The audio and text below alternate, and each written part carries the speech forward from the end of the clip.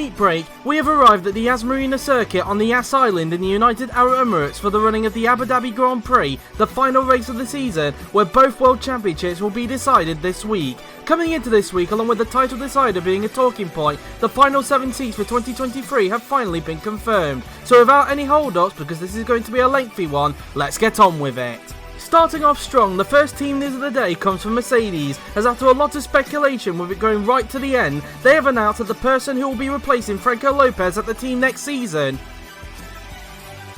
will be Chinese Grand Prix winner and 2019 BTCC champion Jesus Perinen. Jesus has had a frustrating 2022 season despite taking his first ever win this season. He currently lies 8th in the Drivers' Championship, 1 point behind both Bartosz Klos and Miklos Gau, and his current team Renault have secured 3rd in the Constructors as a result of being 49 points ahead of Haas. Despite taking his first ever victory at China earlier in the season, Jesus has endured a frustrating season similar to that of what his former teammate Evan Byrne had last season with Renault, with a lot of mechanical failures costing him a lot of points. However, one thing that hasn't been lost was his raw speed, as apart from his victory in China, he's also at times unsettled the top 2 teams, and like with current teammate Quark, has at times given them a run for their money. Jesus will be delighted to know that he'll be joining the German manufacturer next season, and he'll be looking to challenge for his first world title. He'll partner alongside Amar Khan, who as a result of missing out on a Red Bull seat, will remain with the team for another season. The second team news of the day comes from McLaren, as after just missing out on a Mercedes drive, they have announced that 2-time world champion Joseph Willows will remain with the team for the 3rd successive season. Joseph, like with Jesus, has enjoyed a frustrating season in 2022 in McLaren's first season with BMW Power. He currently lies 19th in the Drivers' Championship, tied with current Aston Martin driver Johannes Martins, and his team McLaren lie 8th in the Constructors, 7 points ahead of Alfa Romeo. Along with the car taking a huge step back this season, Joseph has suffered from a lot of mechanical issues, whether that be engine or car related, and he has also been involved in accidents which on most occasions have not been his fault. Joseph, whilst gutted to miss out on the Mercedes drive, will be happy to know that he'll still be on the grid next season, and he'll be hoping to have a better season in 2023. As for 2022 F2 champion Wojtek Kulizec, it's bad news for him, as a result of Willows being retained and due to the tough competition, he will sadly not be on the top class grid in 2023. It's also bad news for David Kupok, as despite getting a podium last time out at Balcarce, he has sadly been left without a drive for 2023. The third team news of the day comes from the returning Toyota team, as with Jesus Perinen being confirmed at Mercedes, they have announced after a lot of speculation that the person who will partner alongside Franco Lopez next season will be 2017 DTM champion and World Champ Car Championship contender Gabriel Gomez. Gabriel has had an amazing season in 2022, despite only achieving 1 win this season. He finished 3rd in the World Champ Car Championship, just missing out on the title to Julius Anderson, and his team Andretti missed out on the team's title by 10 points to Pyramid Racing. Despite only achieving 1 win this season, Gabriel has been super consistent throughout the season, which in turn put him in the hunt for the World Champ Car title, which he took to the last race at Suzuka. His raw speed throughout the season was enough to convince Toyota to sign him back to the top class for 2023. Gabriel will be happy to be back in the top class for a 3rd term, and he'll be looking to have a great return to the top class and hopes to help Toyota in their development in their first season back. The fourth team news of the day comes from Aston Martin, as after a lot of speculations and unknowns surrounding the second C, they have announced that 2019 Formula E runner-up and 2-time Feeder Series winner Joseph Frederic Stuto will make his top-class debut with the team in 2023. Joseph has had a decent 2022 season in a very close and competitive field. He finished 8th in the F2 Championship, missing out on 3rd by 25 points, and his team Charouz finished 6th in the Teams Championship, 8 points behind MP Motorsport. Going into the final race of the F2 season, Joseph had a chance of grabbing 3rd in the Drivers' Championship. However, after missing out on the points due to a load of overtakes throughout the race, he was unable to achieve this. However, despite this, he did enough to convince Aston of giving him a drive in 2023 after 3 seasons in the Feeder Series. Joseph will be over the moon to know that he will make his top-class debut in 2023, and he'll be looking to have an amazing rookie season. He'll partner alongside fellow F2 racer Andrei Sazonov, who was confirmed back at Austin to also make his top-class debut with Aston Martin in 2023. The penultimate team news of the season comes from the American Haas team, as after a lot of speculation surrounding this team as well, they have announced that 5-time race winner Laura Chung will be joining the team in 2023. Laura has had a brilliant 2023 season, despite this season's Lamborghini going backwards compared to last season. She currently lies 9th in the Drivers' Championship, 11 points ahead of Jake Galloway, and her current team Lamborghini lies 7th in the Constructors, 7 points behind Italian neighbours Ferrari. Laura throughout the season has been very consistent, being able to finish in the points on most occasions, occasions, doing whatever she can with the car that she has had. Her most notable performance this season came at Portimao when she fended off immense pressure from Romain Quarg to take Lamborghini's only podium of the season so far. Laura, whilst disappointed she has missed out on a Mercedes drive, will be happy to know that she will be driving for a team that could be on the up, and she'll be looking to have a brilliant first season with Haas. She will partner alongside Barcia's Klaas, who will remain with the team after an amazing return to the top class. As for Nicolas Zorbach, it is bad news for him, as despite finishing second in the F2 Championship, he will not be on the top class grid in 2023. It is also bad news for 2009 World Champion Miklos Gau, as despite an amazing season in 2023, and due to tough competition for both Mercedes and Haas, he, like with teammate Q-Park, has been left without a drive for 2023, making him the second top class champion to lose out on a top class seat after Jay McKenzie during the 2020 silly season.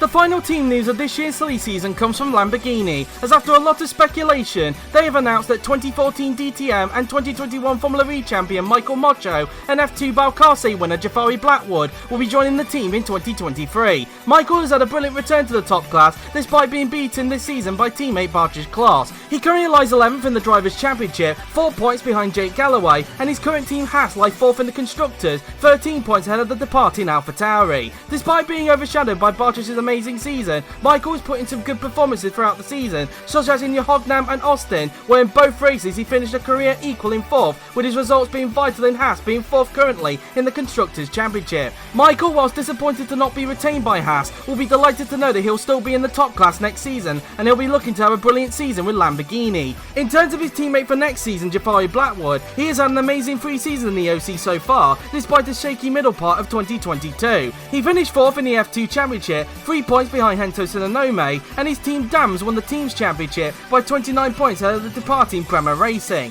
After a strong start to the season, the middle part of the season proved to be tricky for Jafari, with a few non-point scoring finishes. However, after an amazing and dominant final race of the season, which saw him win and take 4th in the Drivers' Championship, he did enough to convince Lamborghini of giving him a drive for 2023. Jafari, despite missing out on Toyota, will be over the moon to know that he'll be in the top class next season, and he'll be looking to have an impressive rookie season. For Rubino Gonzalez, it's bad news for him, as despite winning the DTM title and due to the tough competition for both Toyota and Lamborghini, he will sadly not be on the top class grid in 2023. With these news out of the way, we now have a complete grid for 2023. So just to recap, here are the teams and drivers for 2023 in current Constructors' Championship order. Mercedes will retain Amar Khan, and he'll be joined by Chinese Grand Prix winner Jesus Perinen. Red Bull will retain their lineup of Irishman Evan Byrne and Championship contender George Roque. Renault will retain Frenchman Romain Quarg, and he'll be joined by 2021 Formula 2 champion Johannes Martins. Haas will retain Belgian Grand Prix winner Barcia's Klaas, and he'll be joined by 5-time race winner Laura Chong. Ferrari will retain 4-time race winner Chris Chatfield, and he'll be joined by Italian driver Andre Vaderi. Lamborghini will have a new lineup consisting of 2014 DTM and 2021 Formula E champion Michael Moccio, and the first ever Jamaican driver in the top class, Jafari Blackwood.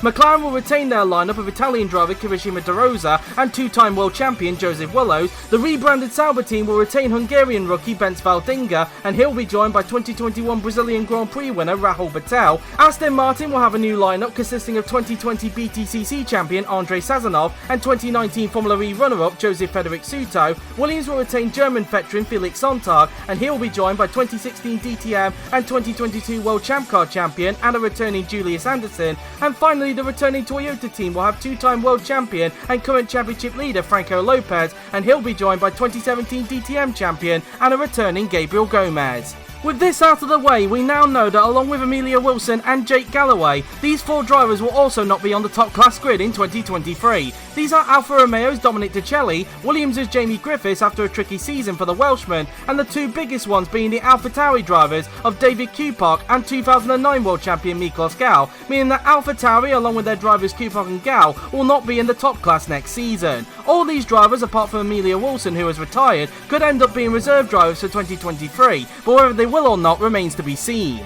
Speaking of which, let's talk about the reserve drivers, because, well, there isn't any to talk about, as for the first time in OC history, no reserve drivers have been announced early due to the amount of seats that were left to be confirmed on this final news video, and also the fact that there were still a few top class drivers that going into this news video hadn't been confirmed yet for a drive. This means as a result, all 11 teams competing in 2023 will be announcing their reserve drivers on Friday. Certain drivers will be offered reserve roles later on tonight, so if you missed out on a drive for 2023, keep an eye out on your DMs on either Discord or Twitter, or even the notification bell on YouTube, as you could be offered with a reserve role later tonight. The 11 reserve drivers, as mentioned, will be revealed on Friday via the GP4OC Twitter account. In other news, the lineups for the 2023 Formula 2 season have also been announced this week, and thanks to finally finding a way to record internal audio on my Mac, and for the first time since the end of the 2020 season, here's our F2 commentator Rob to go through the teams and drivers for 2023. Alright Joe, thank you. Now without further ado, let's take a look at the next season lineup for Formula 2. First up, it's going to be High-Tech Grand Prix, where the Kulisevich reigning champion will remain in the series for another season. Of course, he is leaving Prema because Prema is quitting. But Foggiato China joins him for High-Tech. Next up is the team's champions Dams, and they have a new lineup of Rubino Gonzalez from DTM and Samet Özkan moving teams yet again for another season. Next up is Virtuosi Racing. They've dropped the Uni, and they have Thomas Anderson returning to F2 after a while off, after narrowly winning the championship a few seasons ago, and alongside him is fellow world champ car driver Francesco La Rosa. Next up is Van Amersfoort Racing, and Will Parrish makes the step up from DTM alongside Santino Andreoli, who, despite fearing he would be dropped, has been retained by the team. At MP Motorsport, we have Tobias Kress staying at the team for another season, and alongside him is the returning Lorenzo Tomaselli from World Champ Car. Charouz has an interesting lineup with Marvo Koenig making the step up to Formula 2 and Adam Chobot joining the team as well. At our Grand Prix, it is Ross Denholm from Formula E making the step up, and João Pedro Curbi from Brazil from F2, staying in F2 of course. Next up is Campos, who have once again the same lineup of James Sturt and Alex Broster, so no changes there. But next up is a team that has a change. Nicholas Zorbach remains at Carlin, but alongside him is Michael Clark, who will be making his F2 debut. At Trident we have Aaron Curtis in the Irishman and former champion, hoping to still get his chance at a first win next season, and alongside him is Sana Choi from Formula E. And finally, for the brand new Tony GP, it's Alexander Arnold and current Alfa Romeo driver for a few races, Dominic De Celli. Well, that is the lineups, and I hope you guys enjoyed seeing these. I can't wait for the next season to come. Thank you to Rob for going through the drivers and teams for F2 in 2023. How great is it to have him back after a season away? One driver you may have noticed was not present in the F2 lineup was Hento Sinanome, as this is due to the fact that he didn't put his name down for F2 in time. This means as a result, if he still wants to be in the OC fraternity next season, along with the other drivers who have missed out on either a top class or an F2 drive, they'll have to apply for either DTM, Formula E or World Champ Car if they want to race in 2023. DTM, as per usual, will close tomorrow, a few minutes after the Top Class finale comes to a close, whilst Formula E and World Champ Car, which is a joint sign-up, will close this Saturday at 10 PM BST, a few hours after the end of season test for the Top Class at Abu Dhabi. So if you haven't signed up yet for any of these series, you need to be quick. Sticking on the topic of the other three series, we do have some breaking news to share about one of them in particular, specifically Formula E. You may remember just over a month and a half ago that Top Class host Yuri announced that he would no longer be hosting Formula E and World Champ Car after the conclusion of the 2023 season due to timing reasons. Well, plans have slightly changed, as there is a chance that Yuri could continue to host World Champ Car beyond the 2023 season should a new host not be found in time. However, for Formula E, the title decided at the outer layer of Sakir this season ended up being Yuri's last race as Formula E host, as from the 2023 season, a new host has been found to run the Formula E series. And the previous Saturday, just before this Saturday just gone, I had the opportunity to interview the person who will take over Formula E from next season. So without any hold-ups, here is that interview. So, as my future self just said there, we have got a new host for Formula E who will be starting to host from next season, taking over, of course, from Yuri. So, Mr. New Formula E host, would you like to introduce yourself? Hello everybody, I'm the new Formula E host for next year's Formula E for 2023. I'm a person you may recognise in commentaries, but if you're new here, well, Joan, you might want to explain who I am. Yep, this is Blake Moore, and from 2023, he is going to become the new Formula E host. And I think from everybody here in the OC, I think everybody would like to welcome you on the world of hosting here in the OC. I hope you're going to enjoy it. So, I have 5 questions, and, well, let's get on with it, shall we? So, what made you decide that you wanted to host a series in the OC, and when did you first approach Yuri on this? The reason why I wanted to first host the OC... I think when I first wanted to start hosting the OC, it's when Yuri first announced back in Discord. It was like a couple months ago, where he said the World Champ Car and the Formula E hosting is frustrating him, and I might consider switching it to simulation hosting instead of broadcast hosting. Which, obviously, I cannot let that one go because it will not make a lot people happy with that decision. But I need to relieve some stress off of Yuri because of his work hours and work weeks during Saturdays and Sundays. So I've just decided to step in and host Formula E, but not World Champ Car. But however, I think when I first approached him, he literally just decided, he literally just said full on yes instead of a no. Indeed. So you're obviously going to be hosting Formula E from next season, becoming the third person to host the series after me and Yuri, obviously. Why in particular did you choose Formula E as the one you wanted to host?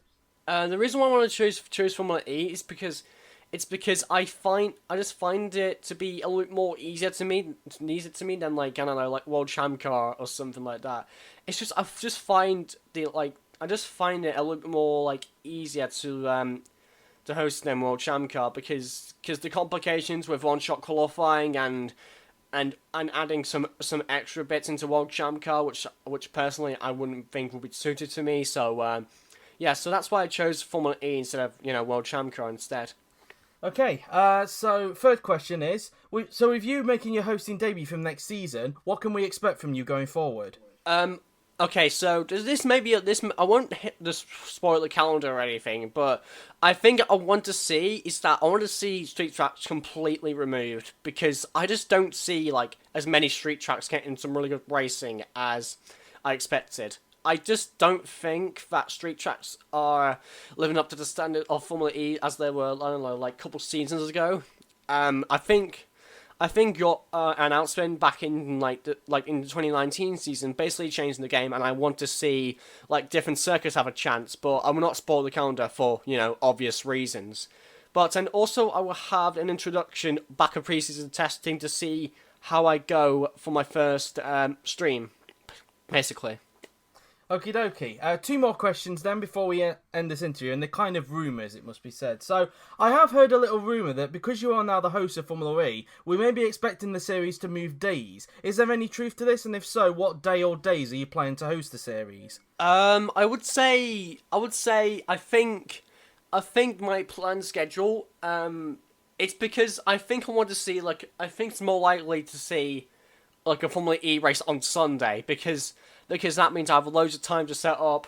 I will be doing my own stuff from later on in the day, so I think you most likely would see a Formula E race from me being on a Sunday. But if it's I don't know, a summer break, I'll put it in Tuesday. I'll put it on a Tuesday afternoon instead of a Tuesday evening. Okay, very interesting. And finally, I think you kind of alluded to it a little bit earlier on in the interview, but there's also been some rumblings that you may have a different calendar to the one that Yuri was originally going to have for next season. Is there also any truth to this, and will you be using the same calendar that Yuri was planning to use? No, I will not be using the same calendar as Yuri as intended, but I'm still testing some tracks to see if they work or not, to see what tracks suited the Formula E cars better than others. I'm testing some tracks, which are obviously the tracks that obviously I think you would see a massive. I would not say a massive redux in the calendar, but you'll see a little redux in the calendar to see how it is. But I would say a certain country will be coming back after I don't know.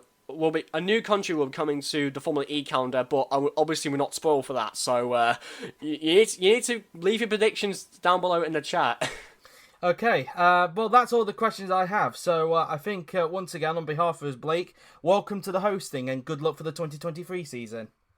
So there you have it. After much speculation, Blake Moore will become the new Formula E host from 2023, becoming the third person to run it after myself and Yuri. We wish Blake the best of luck in his first ever season of running Formula E and becoming a host in the OC. Formula E, as mentioned, will move to a Sunday, with qualifying and the race being on at 1pm BST, or if F1 is on, 5pm BST, with a chance of maybe having a midweek race meeting if Blake is on a summer break, for example. On the topic of the Formula E calendar that was mentioned in that interview, that will be revealed next Wednesday, along with the lineups and calendars for DTM, Formula E and World Champ Car as well, so keep your eyes peeled for that. In other news, the dates for the 2023 car launches have been revealed, which are on your screen right now. Ferrari will be the first to launch on the 13th of July at Fiorano, followed by Sauber a day later at Dijon. The returning Toyota team will launch their first ever top class car since 2009 at the Southern Fuji Speedway on the 15th, followed by Renault on the 16th at Paul Ricard. Mercedes on the 17th will once again launch their car at Hockenheim, whilst Haas on the following day will launch at Road America. Once again, Aston Martin will launch at Silverstone on the 19th, whilst a day later, and staying in the UK, Williams will launch their 2023 Challenger at Oulton Park. Lamborghini, with their new lineup, will launch their car at Mazzano on the 21st, with McLaren being the penultimate launch at the Nürburgring the next day. And finally, on the 23rd of July, a day before pre-season testing, Red Bull will launch their 2023 Challenger once again at the Red Bull Ring. Like with the previous two seasons, we hope you are looking forward to the 2023 car launches, especially with Toyota's first top class car in a while. And finally, in other news, these are the criteria that the championship contenders need in order to win the title. George Russell will need a lot of luck on his side, as he is 23 points back from championship leader Franco Lopez after just keeping his title hopes alive at the chaotic and dramatic Argentine Grand Prix 2 weeks ago. So who will walk away as the 2022 GP4 offline champion? Will George Russell achieve the near impossible of coming back from a 23-point deficit to win his first ever world title, or will Franco Lopez in his final race for Mercedes get redemption from last season and leave the German manufacturer in the best way possible and win his third world championship, becoming the second driver to do so after Florian Volker? Tune in to the final race of the season tomorrow at 5pm BST, as even though the gap is 23 points, as the late Murray Walker said, anything can happen in Grand Prix racing, and it usually does. And that is it, not just for this week, but also from Series 10 of the GP4OC News. Massive thanks to Yuri for once again allowing me to do this series for another season, and massive thanks to everyone for your continued support of this series. This season's silly season has been the toughest one yet, and even though it might not have been as chaotic as originally thought, it still provided some crazy moments and some memorable ones as well. And at least this time, we were able to do 10 episodes, unlike last series which had to be cut short due to my old hard drive corrupting. The GP4OC News will return midway through the 2023 season, where we will have another 10 episodes and a pilot episode to go through the teams and drivers for 2024, as who knows, it could be just as crazy as this one. But until then, I have been JW97, enjoy the title decider here at Abu Dhabi, and I will see you very, very soon.